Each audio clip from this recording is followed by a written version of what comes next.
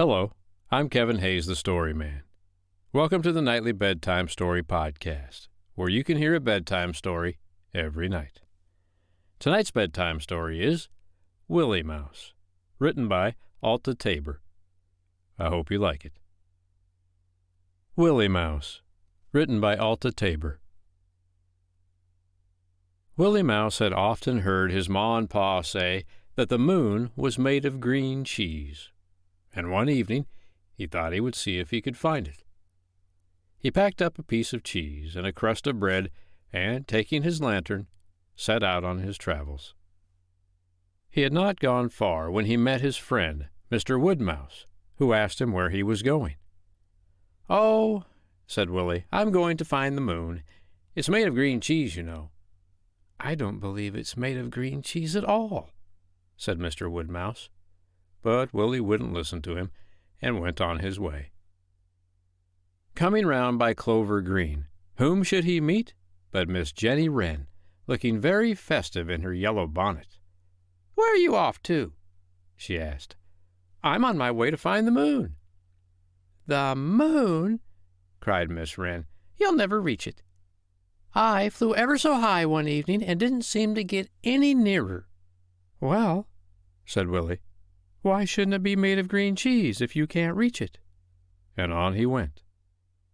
Presently he came up to a wood, and, looking up, he saw Mr. Squirrel jumping from branch to branch.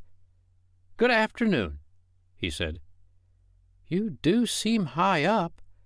Surely you can tell me the way to the moon. It's made of green cheese, you know." "I don't think it's made of green cheese. Why shouldn't it be made of nuts?"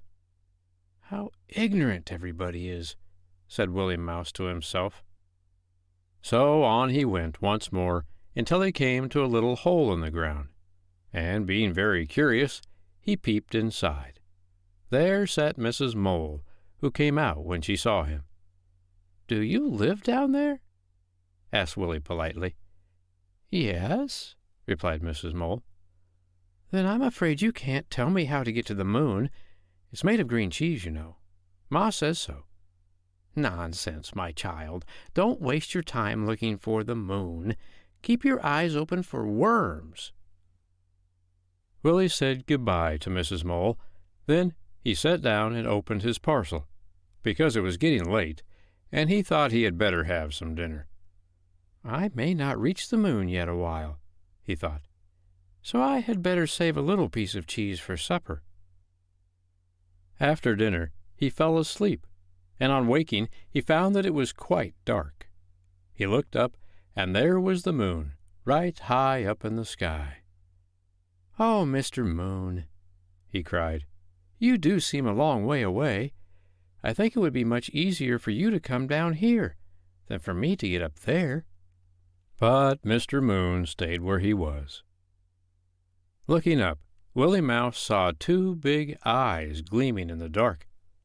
They belonged to Mrs. Owl, and as Willie was only a little mouse, he didn't know that Mrs. Owl had a special liking for little mice.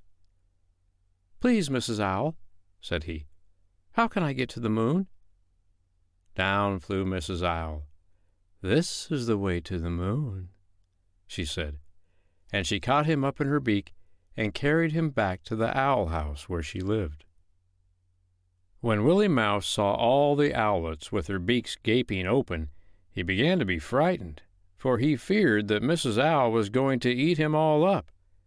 But he didn't know that a good green elf, who lived in the trunk of the tree, was near at hand, and just as Mrs. Owl opened her beak, the leaves rustled, and there stood Mr. Elf, who jumped to the ground with Willie on his back.